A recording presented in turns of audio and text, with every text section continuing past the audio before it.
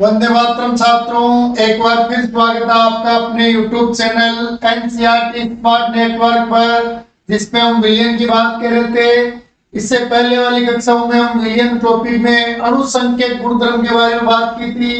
अणुसंख्यक गुणधर्म हमने बात की थी अणुसंख्यक गुणधर्म में कि किसी विलियन के ऐसे गुण जिनका मान विलय के कणों की संख्या पर निर्भर करता है, विलय की प्रकृति पर निर्भर नहीं करता है। मतलब विलयन के जो गुण है जिनका मान विलय कितना है, विलय का अंश कितना है या कण कितने, उन संख्याओं पर निर्धारित होता है। उन गुणों को अणुसंख्यक गुणधर्म कह रहे थे। और इस अणुसंख्यक गुणधर्म में हमने दो टॉपिक पढ़ लिए थे। एक तो पढ़ा था हमने वाष्प दाब का आपेक्षिक अवनमन, वाष्प दाब का आपेक्षिक अवनमन, ये पढ़ लिया था हमने। और बच्चों इसके बाद हमने दूसरा टॉपिक पढ़ा था क्वथनांक का उन्नयन, क्वथनांक का उन्नयन। ये दोनों टॉपिक ऐसे टॉपिक है जो हमने पिछली कक्षा में पढ़ा था। ये भी अपने अणुसंख्यक गुणधर्म है। इसी में तीसरा अणुसंख्यक गुणधर्म जो है बच्चों हुआ है आपके हिमांक का अवनमन, हिमांक का अवनमन। और इस तीसरे का चौथा टॉपिक जो पढ़ेंगे अणुसंख्यक गुणधर्म में, वो पढ़ेंगे हम प्रासरण दाब। आज हम इन दोनों गुणों जो गुणधर्म अणुसंख्यक गुणधर्म, इन दोनों के बारे में चर्चा करेंगे।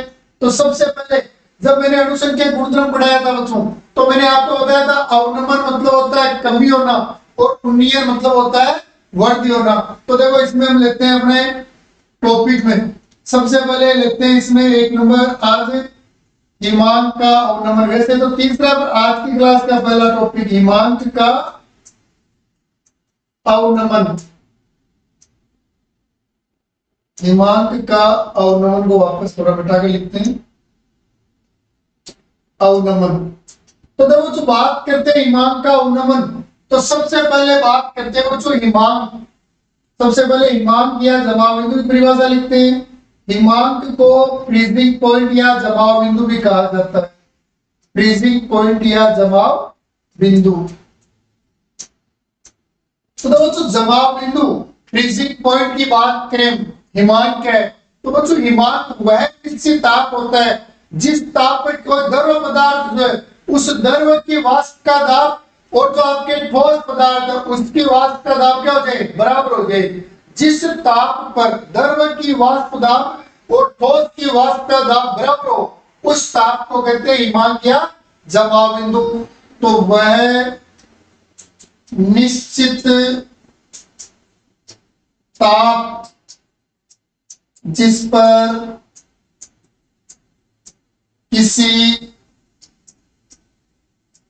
द्रव की वाष्प का दाब एवं ठोस पदार्थ की वाष्प का दाब बराबर हो जाता है, हो जाता है, उससे हिमांक कहते हैं, उससे हिमांक कहते हैं। फ्रीजिंग पॉइंट, जमाव बिंदु या हिमांक। तो हिमांक नॉर्मल छोटी कक्षाओं के हिसाब से देखें तो हिमांक मतलब वह ताप जहां कोई द्रव पदार्थ क्यों ठोस में बदल जाए, जमने लगे। लेकिन ठोस में जमता कब है, जब जो द्रव की वाष्प है उसका दाब और जो ठोस पदार्थ है उसकी वाष्प का दाब क्या हो, बराबर। तो उस ताप को कहते हैं बच्चों में फ्रीजिंग पॉइंट या हिमांक। अब बच्चों बात करते हैं इसी में हम हिमांक का अवनमन, हिमांक का अवनमन। हिमांक का अवनमन मतलब हिमांक में क्या होगी, कमी। तो देखो जैसे ये अपने पास एक शुद्ध पदार्थ लेते हैं विलायक के रूप में, ये हमने एक पदार्थ लिया, शुद्ध पदार्थ है, इसको हम शुद्ध विलायक कह सकते हैं।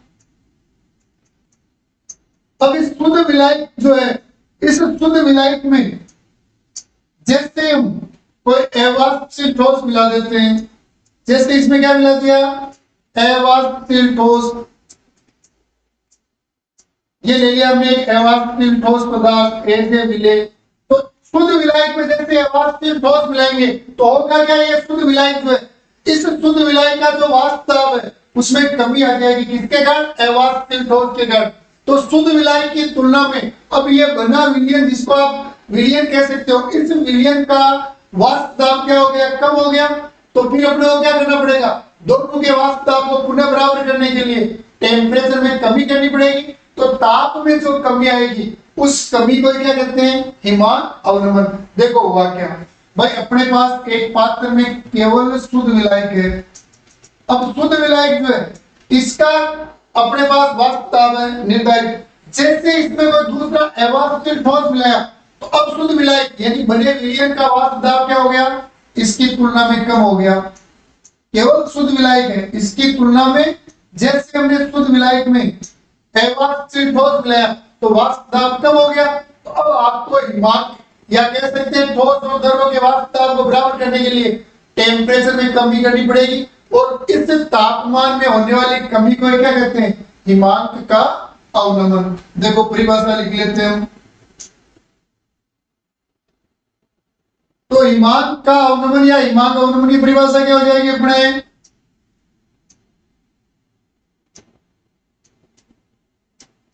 जब किसी शुद्ध विलायक में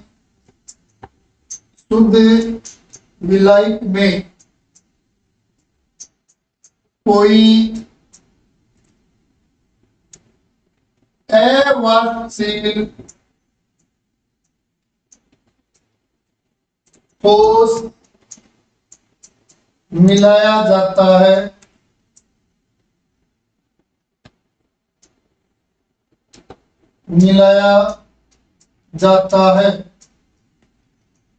तो शुद्ध विलायक का वाष्प दाब घट जाता है। अतः तापमान में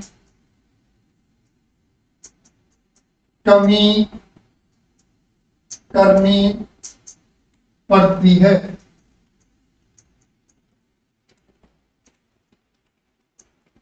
ताप में इस कमी को हिमांक अवनमन कहते हैं, हिमांक अवनमन कहते हैं। तो हुआ क्या, शुद्ध विलायक में जैसे अवाष्पशील ठोस मिलाया, मिलाते ही जो विलायक था अब उसका वाष्प दाब कम हो गया। तो वाष्प दाब में जो कमी हुई है उसकी शक्ति पूर्ति करने के लिए तापमान को कम करना पड़ेगा। तो तापमान में जो कमी होती है उस कमी को क्या कहते हैं, हिमांक अवनमन, जिससे डेल टीएफ, डेल मात्रा में जो अंतर के लिए, टी टेम्परेचर के लिए और एफ फ्रीजिंग पॉइंट के लिए, इसे डेल टीएफ से दर्शाते हैं। तो इसका देखो फॉर्मूला लिख लेते हैं हम, थोड़ा सा पहले पेज को एडजस्ट करते हैं, फॉर्मूला लिखने के लिए ये इतना रख लेते हैं। अब देखो यहां पर हम लिख लेते हैं इसका फॉर्मूला, तो अपने आ जाएगा हिमांक अवनमन बराबर हो जाएगा आपके हिमांक अवनमन। बच्चों आपको कमी निकालनी है, अंतर निकालना है, और अंतर निकालने के लिए मोस्टली अधिक में से कम को घटा रहे, तो अधिक इसका शुद्ध मिलाएगा, कम कब हुआ, विलय मिलाने पर। तो शुद्ध विलायक का हिमांक माइनस विलयन का हिमांक, और जैसे शुद्ध विलायक में विलय मिला दिया तो विलयन बन गया, तो विलयन का हिमांक, दोनों में अंतर लिख लेते हैं। तो देखो हिमांक अवनमन तो डेल टीएफ, शुद्ध विलायक तो टीएफ, और शुद्धता के लिए नोट लगा देंगे, माइनस विलयन के लिए केवल टीएफ आ जाएगा। तो ये होता है जो आपके हिमांक अवनमन का सूत्र। स्क्रीनशॉट लो देखिए इसका, अब देखो तो ईमान और नंबर को समझते हैं। वापस देखो ईमान पे और नंबर किसके कारण हुआ, जब किसी शुद्ध विलायक में कोई अवाष्पशील ठोस मिलाया, जैसे अवाष्पशील ठोस मिलाया तो शुद्ध विलायक का वाष्प दाब घट गया, इसलिए तापमान में कमी करनी पड़ी। मतलब कुल मिलाकर तापमान में जो कमी हुई है वो किसके कारण हुई है, जो हमने अवाष्पशील ठोस मिलाया है। अगर किसी पदार्थ में अवाष्पशील ठोस की मात्रा कम मिलाएंगे मतलब तापमान में कमी कम करनी पड़ेगी, और ज्यादा मिलाएंगे तो तापमान में कमी क्या करनी पड़ेगी, ज्यादा। मतलब मैं ये कह सकता हूं जो आपके डेल टी एफ है ये समानुपाती होता है किसके, विलेय के मोलर्स के, विलेय के मोलर्स के। तो देखो समानुपाती चिन्ह को हटा लेते हैं, तो डेल टी एफ बराबर समानुपाती चिन्ह को हटाने के लिए स्थिरांक लेगा हमने, तो ये क्या आ जाएगा, गुणा में आपके रह जाएगा अक्स बी, इसको इक्वेशन 1 दे देते हैं। दिख रहा है क्लियर। अब देखो इसके बाद वी नो दैट, हम जानते हैं कि क्या जानते हैं, अक्स बी का फॉर्मूला मोलर्स में पढ़ा था हमने। अक्स बी बराबर अपने क्या होता है, W B upon M B, और बट्टे में होता है बच्चों आपके W A upon M A plus W B upon M B, ये होता है। अब बच्चों मान लो अपने तनु विलियन है, विलियन कैसा है, तनु विलियन हेतु, और तनु विलियन है इसका मतलब W A upon M A जो है ये ग्रेटर ग्रेटर ग्रेटर ग्रेटर किससे, डब्ल्यू बी बट्टा एम बी से। तनु विलियनों में विलेय का अंश जो होता है या विलेय के मोल जो होते हैं वो विलायक की तुलना में बहुत ही कम होते हैं। यदि उनको नेगलेक्ट भी मान लें तो वैल्यू में ज्यादा इफेक्ट नहीं होता है। तो देखो एक्स टी बराबर ये लिख दूं W B upon M B, और बट्टे में लिख देता हूं मैं पुनः W A upon M A, और प्लस में आ जाएगा आपके W B upon M B. यह आपके सॉरी ये तो इसको नेगलेक्ट मानना है, वापस इसको मिटा देते हैं बच्चों, इसकी तो आवश्यकता ही नहीं, ये नेगलेक्ट हो गया। अब देखो इस फॉर्मूले को क्या करते हैं, हम चेंज करते हैं, तो अपने पास देखो एक्स बी बराबर क्या रह गया भाई, इसको चेंज करेंगे तो ये एम बी नीचे आ जाएगा और ये एम ए ऊपर, तो डब्ल्यू बी इसके साथ गुणा में आ जाएगा एम ए, और बट्टे में क्या रह जाएगा एम बी, गुणा में रह जाएगा डब्ल्यू ए। तो ये आ गया बच्चों आपके एक्स बी का फॉर्मूला, कब, जब हमने विलेय को क्या मान लिया, नेगलेक्ट मान लिया। क्लियर यहां तक। देखो देखें अब बात कर लेते हो, तो देखो ये एक्स क्या है, इस एक्स बी का मान में आप इक्वेशन 1 में एक्स बी लिखा हुआ लिख दो, तो इक्वेशन नंबर 1 व 2 से, इक्वेशन 1 व 2 से, तो देखो डेल टी एफ बराबर में के, गुणा में लिख देते हैं एक्स बी का मान, ये लिख देता हूं मैं W B into M A, बट्टा में एम बी गुणा डब्ल्यू ए। अब बच्चों के क्या है यहाँ पर स्थिरांक, और एम ए क्या है, विलायक जो होता है, विलायक का अनुभार, और जब विलायक के अनुभार को जो अपने निश्चित है स्थिरांक से गुणा कर देते हैं तो अपने ये बन जाता है, के को गुणा कर दिया हमने किससे, एम ए से, तो ये एक नया स्थिरांक बन जाता है, उसको हम के एफ कहते हैं, मोलल अवनमन स्थिरांक या मोलल हिमांक अवनमन स्थिरांक। तो देखो इसका मान रख दो, तो ये लिख दो मैं डेल टी एफ बराबर ये के और एम ए जो है इसके स्थान पर दोनों की के एफ लिखूं मैं, इनटू में आ जाएगा आपके डब्ल्यू बी, बट्टे में जो है वैसा वैसा लिख देता हूं।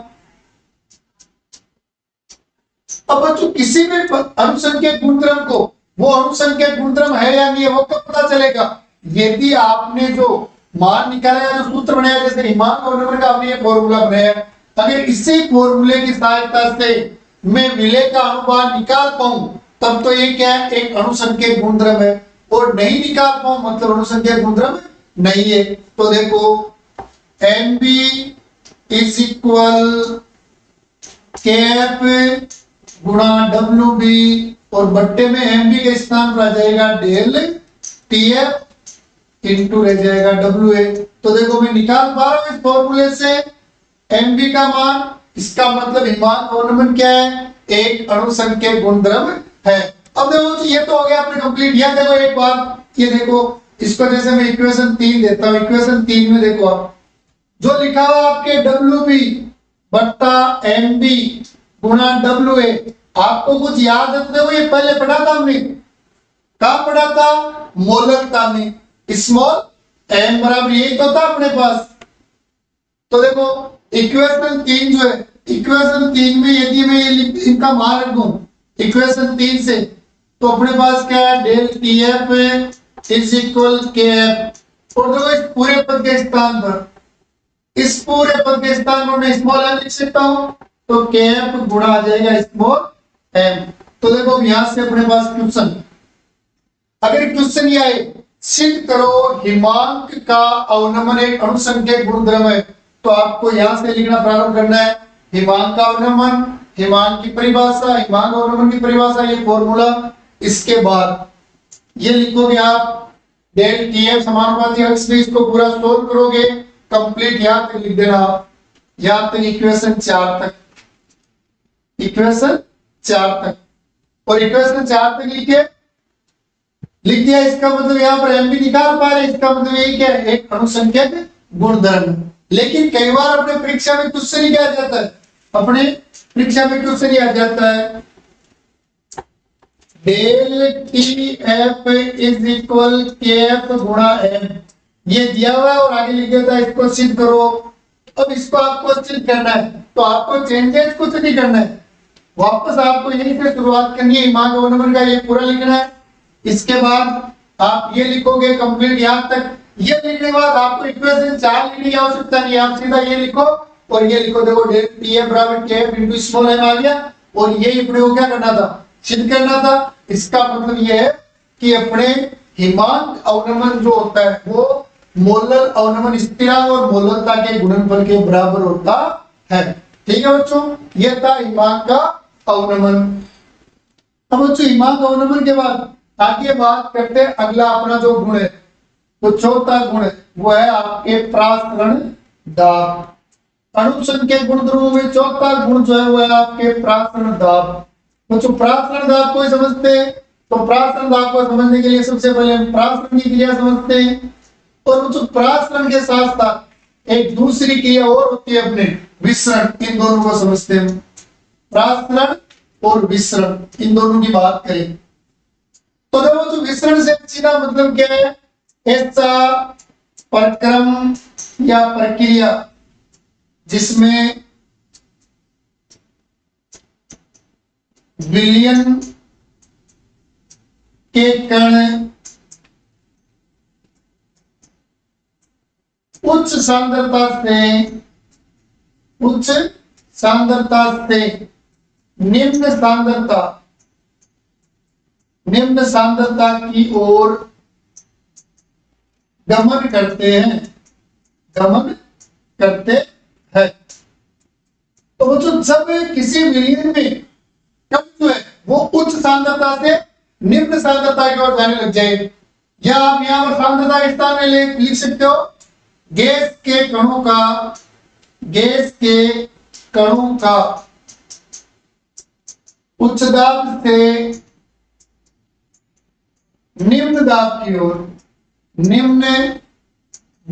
की ओर प्रवाहित होना विसरण कहलाता है। तो जब भी किसी विलयन में कण जो उच्च सांद्रता से निम्न सांद्रता की ओर जा रहे हैं, या किसी गैस के कण जो है वो उच्च दाब से किधर जा रहे हैं, निम्न दाब की ओर जा रहे हैं, तो वो क्रिया कहलाती है बच्चों आपके विसरण की क्रिया। एग्जाम्पल के लिए देखो आप, एग्जाम्पल के लिए देखें तो अपने क्या होगा, जैसे इत्र होती है सेंट, उसको अगर आप किसी कमरे में एक कोने में रखोगे तो भी आप देखोगे कि वो सेंट की सुगंध जो है वो पूरे कमरे में क्या हो जाएगी, फैल जाएगी। तो ये क्या है, विसरण है अपने पास। अब देखो इसमें इत्र, इसमें ई छोटा ले लेते हैं, इत्र को कमरे में एक कोने में रखने पर भी इत्र की सुगंध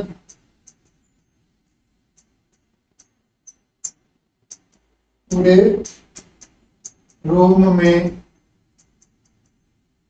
फैल जाती है या फैल जाना। ये बच्चों आपके विस्तरण है। तो नॉर्मल परिभाषा क्या है? विलयन है तो सांद्रता उच्च से निम्न की ओर कणों का जाना, और गैस के माध्यम है या कोई गैस है तो गैस के कणों का उच्च दाब से निम्न दाब की ओर जाना विसरण है।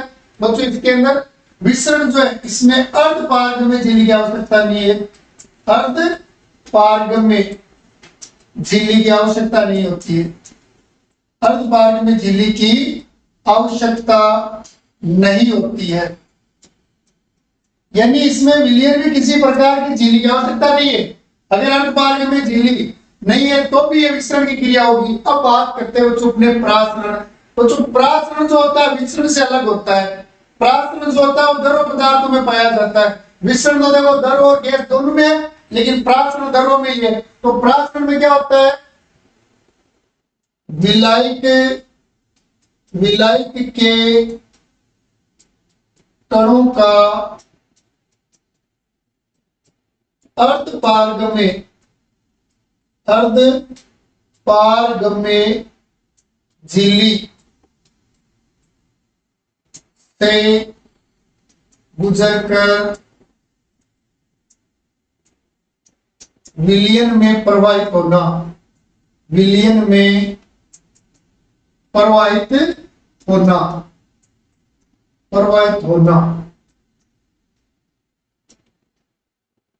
प्रासरण कहलाता है, प्रासरण कहलाता है। या बच्चों आप इसको दूसरी परिभाषा लिखना दो इसके अनुसार, तो आप कह सकते हो कणों का निम्न सांद्रता से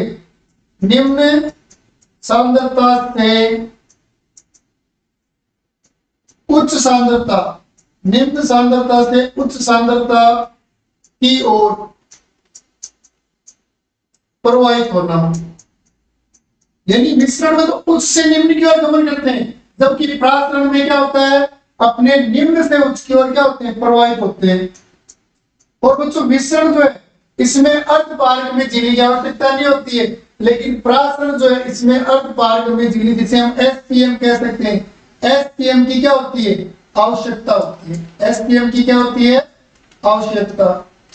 बच्चों बात करें 1 मिनट के लिए कि अर्ध पारगम्य झिल्ली क्या है, तो अर्ध पारगम्य झिल्ली जो होती है एक ऐसी झिल्ली होती है जिसमें से विलायक के कण गमन कर सकते हैं, विलय के कण इसमें से प्रवाहित नहीं हो सकती है। और ये मोस्टली जंतु में पाई जाती है, जंतु पार्चमेंट की बनी होती है, ये संश्लेषित भी होती है। तो ये देखो एक बार इसका स्क्रीनशॉट लो आप प्रासरण और विसरण का। एग्जाम्पल लिख देता हूं चलो प्रासरण का। तो मोस्टली बच्चों क्या होता है, जब हम पानी के अंदर किसी अपने कोई भी बीज को रख दिया, जैसे हम चने को डालते हैं भिगो पानी में चने भिगोने पर या डालने पर चने का फूलना।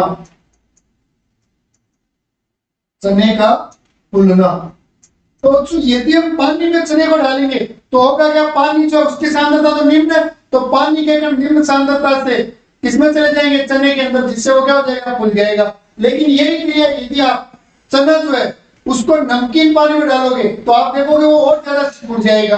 तो ये होती है बच्चों आपके प्रासरण की क्रिया, ये है आपके विसरण की क्रिया। अगर मान लो अंतर पूछ ले तो आप लिख सकते हो विसरण में कण उच्च सांद्रता से निम्न सांद्रता की ओर जाते हैं, जबकि प्रासरण में कण निम्न सांद्रता से उच्च सांद्रता की ओर प्रवाहित होते हैं। दूसरी बात करें तो प्रासरण में अर्ध पारगम्य झिल्ली की आवश्यकता होती है, जबकि विसरण में अर्ध पारगम्य झिल्ली की आवश्यकता नहीं होती है। तीसरी बात करें तो प्रासरण की क्रिया आपको द्रव पदार्थों में मिलेगी, विलयनों में मिलेगी, जबकि विसरण की क्रिया द्रव और गैस दोनों में मिलती है।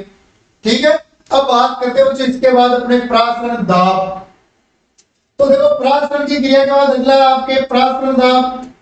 तो सबसे पहले प्रासरण दाब की परिभाषा क्या है वो समझते हैं। तो देखो जैसे ये एक पात्र लिया मैंने, इस पात्र में एक लगा देते हैं अर्ध पारगम्य झिल्ली, ये लगा दी मैंने एसपीएम। इसमें एक तरफ केवल विलयन भर देते हैं, एक तरफ विलायक भर देते हैं। ये पहले शुद्ध विलायक ले लेते हैं, ये इधर ले लिया अर्ध पारगम्य झिल्ली के एक तरफ हमने शुद्ध विलायक, और दूसरी तरफ ले लेते हैं इसमें विलियन। एक तरफ ले लेते हैं क्या, विलियन, ये ले लिया हमने विलियन। अब बच्चों बहुत ही प्रासरण की बात करें तो प्रासरण की क्रिया में क्या होता है, अपने प्रासरण की क्रिया में ये विलायक के कण जो है इस अर्ध पारगम्य झिल्ली से होकर किधर जा रहे हैं, विलियन की ओर प्रवाहित होते हैं। और ये क्रिया तब तक चलती रहती है जब तक दोनों में क्या कह जाए, साम्य अवस्था, तब तक ये क्रिया चलती रहेगी। अब बात करते हैं प्रासरण दाब की। तो बच्चों प्रासरण दाब क्या होता है, हमारे द्वारा लगाया गया बाह्य दाब। अगर यहाँ इस झिल्ली पर हम एक बाह्य दाब लगा दें, क्या लगा दें, बाह्य दाब, इस झिल्ली पर लगा देते हैं बाह्य दाब। अब ये बाह्य दाब जो है वो बाह्य दाब इन विलायक के कणों को विलीन में जाने से रोकने के लिए लगा रहे हैं। तो वह अतिरिक्त दाब या वह बाह्य दाब जो प्रासरण को रोकने में प्रयुक्त होता है, या कह सकते हैं विलायक के कणों को विलीन में जाने से रोक देता है, उस दाब को ही कहते हैं बच्चों प्रासरण दाब। उस दाब को क्या कहा जाता है, प्रासरण दाब। देखो एक बार वापस समझो, प्रासरण में विलायक के कण झिल्ली जो है आपके एसपीएम अर्ध पारगम्य झिल्ली में से कहा जा रहे हैं, विलियन में। लेकिन हमने एक बाह्य दाब लगा दिया जो प्रासरण में ये जो विलायक के कण विलियन में जा रहे हैं इनको जाने से रोक दिया, तो उस दाब या उस बाह्य दाब को क्या कहते हैं, प्रासरण दाब कहते हैं। ठीक है, चलो इसको आगे देखते हैं हम। अब बात करते हैं तो प्रासरण दाब को समझते हैं, तो इसकी परिभाषा थी, तो परिभाषा लिख देते हैं पहले। वह है बाह्य दाब या अतिरिक्त दाब जो विलायक के कणों को विलयन में जाने से रोकता है, अर्थात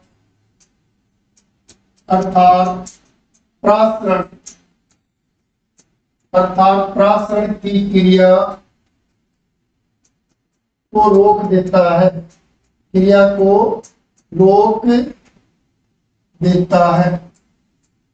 उस दाब को कहते हैं हम प्रासरण दाब। बच्चों ये प्रासरण दाब जो है, प्रासरण दाब को पाई से रिप्रेजेंट करते हैं या पाई से दर्शाते हैं, पाई से दर्शाते हैं, इसको पाई से दर्शाया जाता है। ठीक है, अब देखो इसका मान निकालते हैं। तो वही वी नो दैट, हम जानते हैं कि, और हम क्या जानते हैं,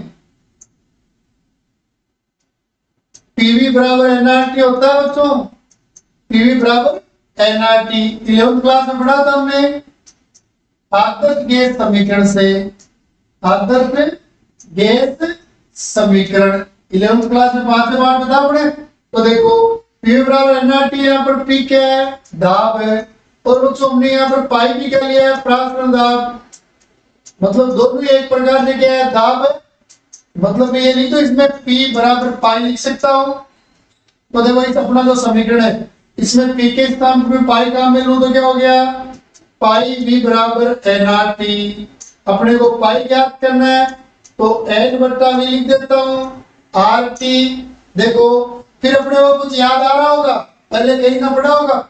ये देखो एन बट्टा वी का पढ़ा था, मोलरता की सीधी परिभाषा देखो, 1 लीटर विलियन में उपस्थित विलेय के मोल, तो मोल बट्टा आयतन क्या होती है, मोलरता क्या होती है, मोलरता।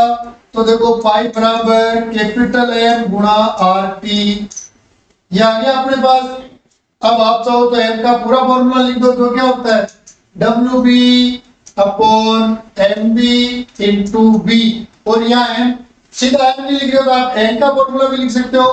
तो ये आ गया आपके पास पाई बराबर W B upon N B गुणा बी इंटू आर टी। तो ये होता है बच्चों प्रासरण दाब ज्ञात करने का फॉर्मूला।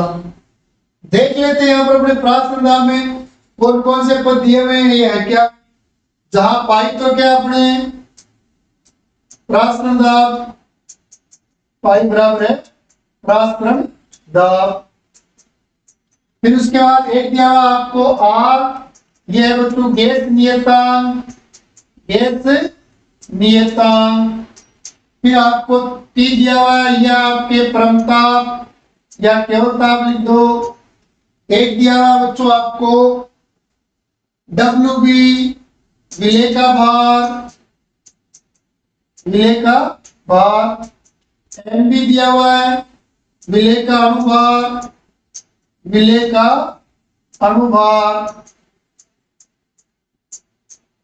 एक दिया हुआ बच्चों आपको वी विलयन का आयतन, विलयन का आयतन।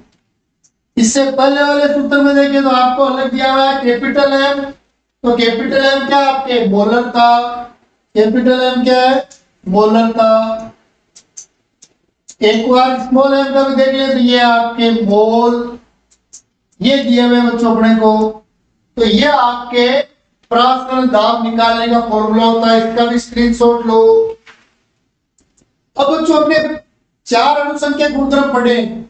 एक पढ़ा है वास्तु दाब का अपेक्षिक अनुमान, दूसरा पढ़ा है क्वथनांक का उन्नयन, तीसरा पढ़ा है हिमांक अनुमान, चौथा पढ़ लिया प्रासरण दाब। अगर यहां तक मैं बात करूं तो एक क्वेश्चन आता है अपने, वह कौन सा अनुसंख्यक गुणधर्म है जिसकी सहायता से उच्च अणुभार वाले पदार्थों का अणुभार ज्ञात किया जाता है। तो उसका आंसर होगा बच्चों आपके प्रासरण दाब। यदि किसी बड़े अणु का अणुभार निकालना है तो फिर सबसे बेटर फॉर्मूला जो होता है वो आपके पाई का होता है। इस सूत्र से निकाल सकते हैं। ठीक है बच्चों, इसके आगे बात करेंगे अगली कक्षा में। उस कक्षा में थोड़ा बहुत बचा हुआ टॉपिक करेंगे, फिर उसके बाद न्यूमेरिकल क्वेश्चन पढ़ेंगे। ज्यादा से ज्यादा कक्षाओं को देखो, लाइक करो और इनको शेयर भी करो। जय हिंद, वंदे मातरम।